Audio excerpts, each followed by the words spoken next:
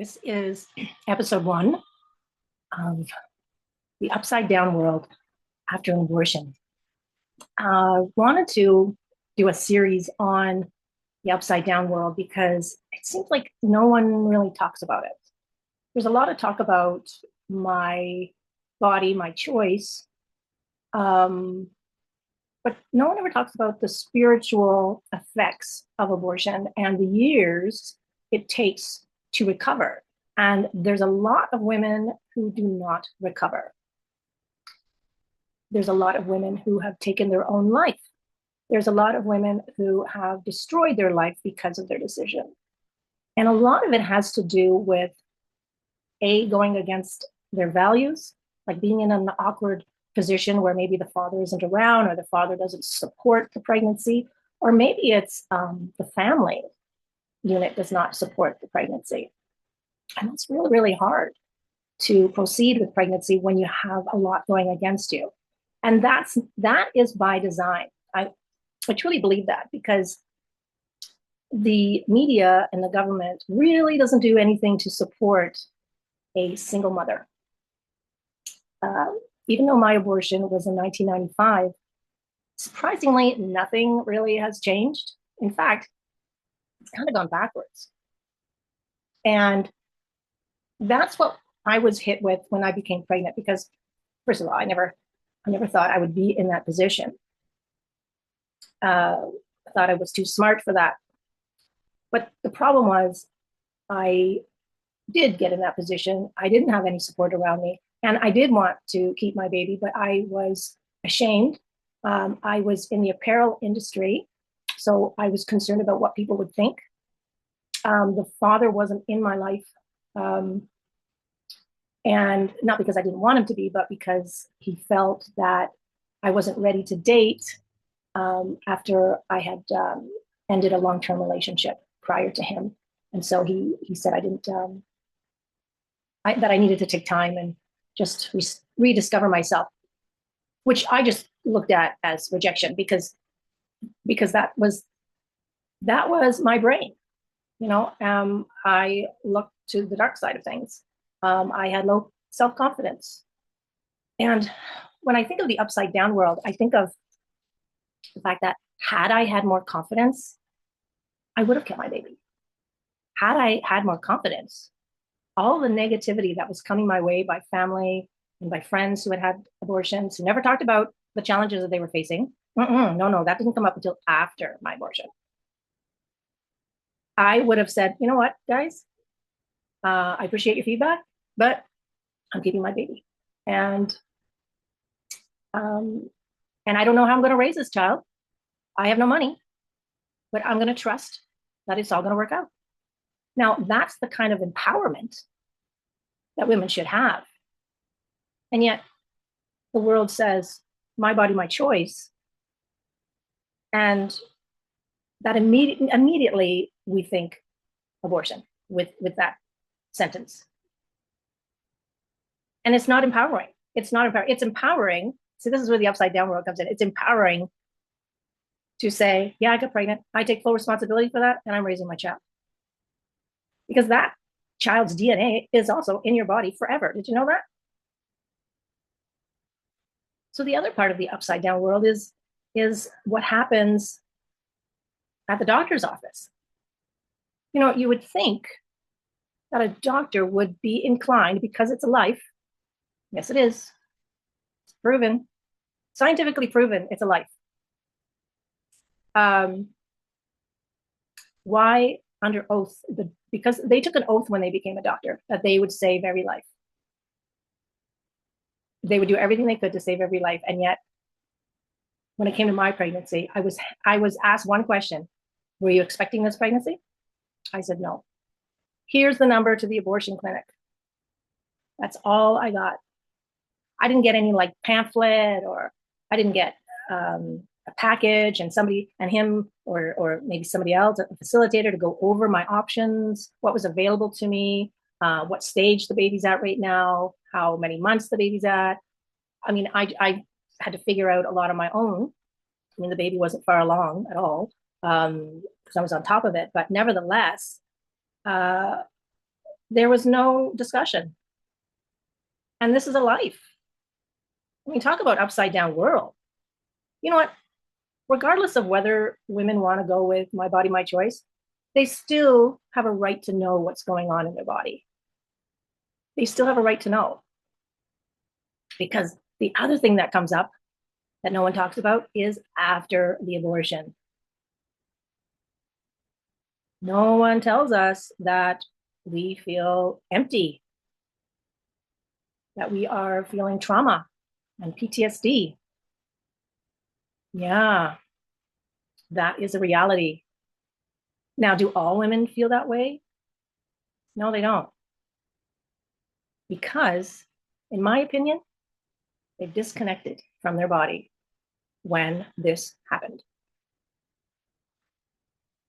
You know, we learn as kids, especially if we've come from a trauma based childhood, alcoholics, dysfunction, abuse of other types, we learn skills to help us survive in life.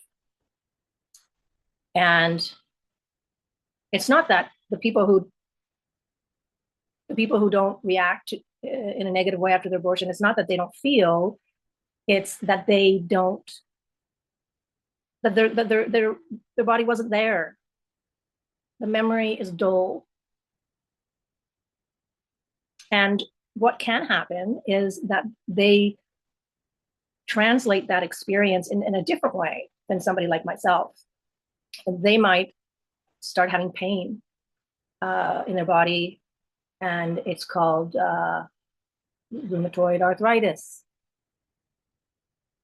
They might suffer migraines for for the rest of their life. They could suffer migraines. It might go into the body, is what I'm saying. That the pain might translate into their body pain, into body pain, whereas mine translated into emotional pain. And I didn't connect the dots that my emotional pain was directly related to my abortion. And the reason for that is that doctors, the government, the media lie and say that there is no trauma after abortion. And so I thought I was dealing with something else. I thought it was, oh, I must be depressed because this guy didn't call me back. Yeah.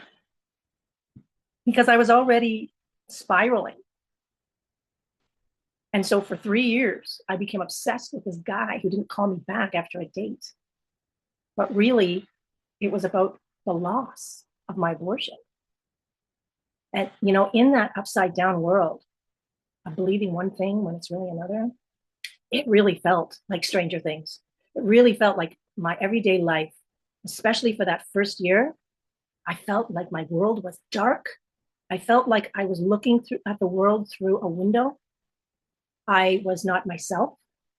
In fact, I feel like I died. I planted this perma smile on my face because if anyone saw that I was struggling emotionally and asked me, "Are you okay?" I would have fallen apart. And I didn't want anyone to know how dark my world was because I felt it was silly to be upset about a guy that I hardly knew. But really, it wasn't about the guy, it was about the loss. And so that upside down world for me was incredibly sad, incredibly sad. And no one really knew it. I mean, people at work just thought I was odd, you know, because I wasn't myself. I was not me anymore. I was this other person. And you know what's really upsetting about that is that it took me 25 years from that time to get me back. She was gone for a long time. Now, I'm not going to get into what or how I was able to find myself again. I'll leave that for another episode. But I didn't stop trying.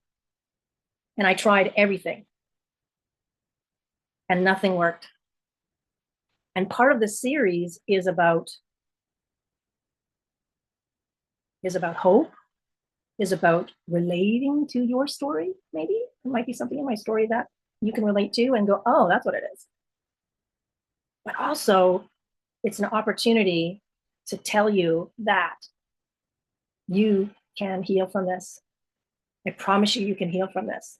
And I think I went through every stage before the healing happened.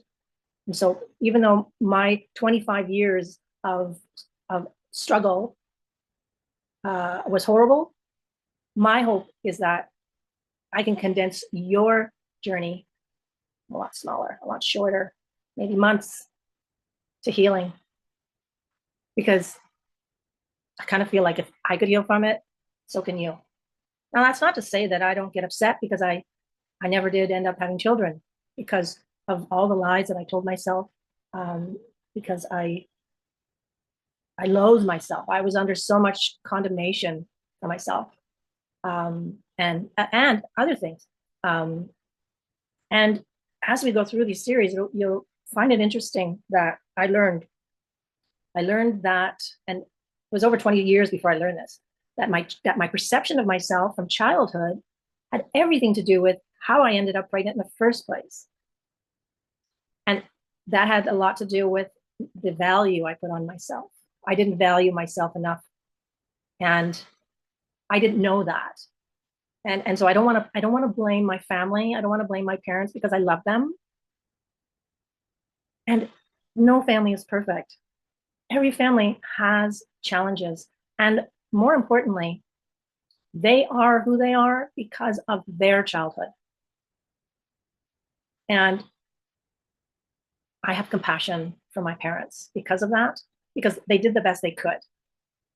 And there's no point in holding them to a standard that they can't live up to because in their generation there was no talk about depression, there was no talk about PTSD. I mean, their parents were in the war. I mean, they would have gone years without even having their father around. And maybe that's your case. It'll be interesting to see what age is actually attracted to my videos. Is it around my age and up, or is it a younger generation? But one thing for sure, and I think I've mentioned this, is that not much has changed since 1995 when I had my abortion. In terms of where's the support for single mothers? Why aren't we going, yay, yes, bring a life into the world? And what they do, though, is they say we're overpopulated. And that's an absolute lie. Absolute lie. And I mean, I think Canada alone, we have like 34 million people. That's it. Like all of Canada. And like one country alone could have 7 million. So one little country. So Canada can hold a lot of people. So we've been lied to a lot, and we'll get into that in later episodes. And I just want to start off this episode just by talking about a little bit about and touching on this upside down world and how it impacts a decision that might not be based on what you feel in your heart to do. Because your heart, like even though our heart lies to us a lot, there's something in our soul that says something doesn't feel right about this, and we got to trust that. And that's empowering. That's empowering to know that we need to trust that voice inside of us. But regardless of whatever decision you make, you did the best you could. So there's no condemnation here from me at all. Okay? It's not what this is about. This is about education. And hopefully, my videos will help people to ask different questions. So if you are suffering, maybe something I'm saying is touching your heart, or touching your soul, that you're going, yeah, I need to find out more about that. And you can reach out to me as well. I would be more than happy to speak to you. So thank you for your time, and we'll see you on the next video episode.